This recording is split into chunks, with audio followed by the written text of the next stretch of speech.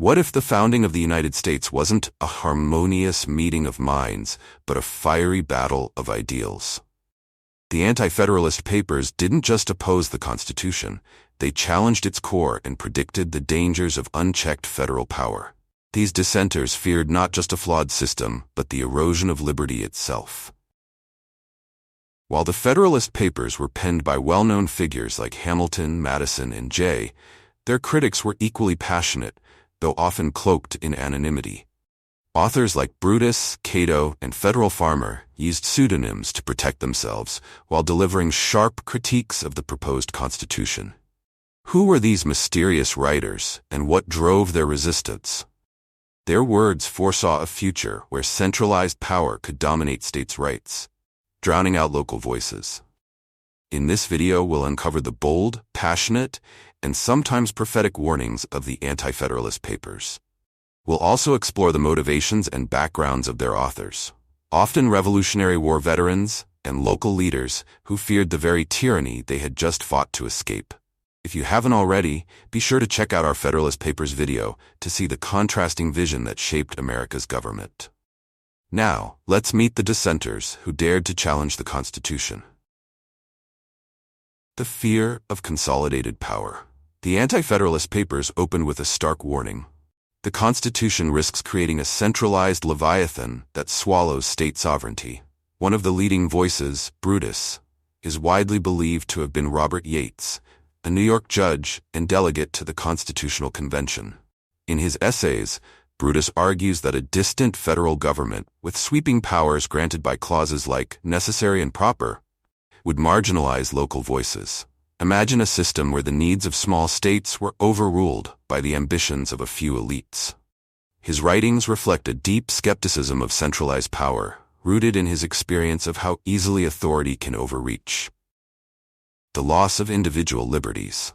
Why wasn't a Bill of Rights included in the Constitution's first draft? To the Anti-Federalists, this omission was not an oversight, but a glaring danger. Writers like Cato, possibly New York Governor George Clinton, warned that without explicit protections for freedoms like speech, religion, and trial by jury, nothing would prevent the government from infringing on individual rights. Cato No. 4 argued that unchecked authority would spiral into tyranny. These essays were instrumental in forcing the addition of the Bill of Rights, proof that the Anti-Federalists' concerns weren't just paranoia, but valid critiques. The danger of a standing army. To the Anti-Federalists, a standing army was more than a security measure. It was a potential tool of oppression. In essays by writers like Sentinel, whose true identity remains uncertain, they argued that a permanent military force under federal control could be used to suppress dissent and enforce unjust laws. Sentinel's warnings drew from the fresh memory of British troops occupying American towns. By advocating for state militias, these writers ensured that fears of military dominance would remain central to American debates about defense and liberty. The president? A king in disguise? The proposed presidency was another major concern. Federal Farmer, believed to be either Melancton Smith or Richard Henry Lee, described the president as dangerously close to a monarch, with powers far exceeding what was necessary for democratic governance. The authority to command the military, appoint officials, and veto legislation raised fears of an executive branch that could overshadow the other branches. The Anti-Federalists pressed for clearer limitations, and their influence can be seen in the checks and balances that remain foundational to American democracy. The tyranny of the few over the many representation was another flashpoint for Anti-Federalist criticism. Agrippa, likely Massachusetts statesman James Winthrop, highlighted the Constitution's failure to ensure equal representation. He feared that Congress would prioritize wealthy elites over the common citizen, marginalizing rural farmers and laborers. These essays argued that government should reflect the full diversity of its people, ensuring that the voices of ordinary Americans were not drowned out by the interests of the powerful. Themes, significance, and modern reflections.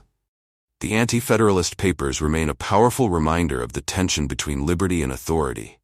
Their warnings about centralized power, the erosion of individual rights, and the risks of elite dominance resonate in contemporary debates over surveillance, states' rights, and democratic accountability. The anonymous authors, writing under pseudonyms, remind us that the fight for freedom often requires courage, and sometimes concealment. Were the Anti-Federalists overly cautious, or did their critiques provide the necessary balance to the Federalist vision? Their skepticism prompts us to consider how democracy evolves, and whether the balance of power today aligns with their warnings. The Anti-Federalist Papers weren't just criticisms, they were a blueprint for vigilance, challenging the Constitution to better serve the people. Their anonymous authors, though shadowed by time, left a legacy of courage and intellectual rigor. If this exploration resonated with you, like, subscribe, and comment with your thoughts below. And don't forget to watch our Federalist Papers video to see the other side of this monumental debate. Until next time, stay curious and keep questioning.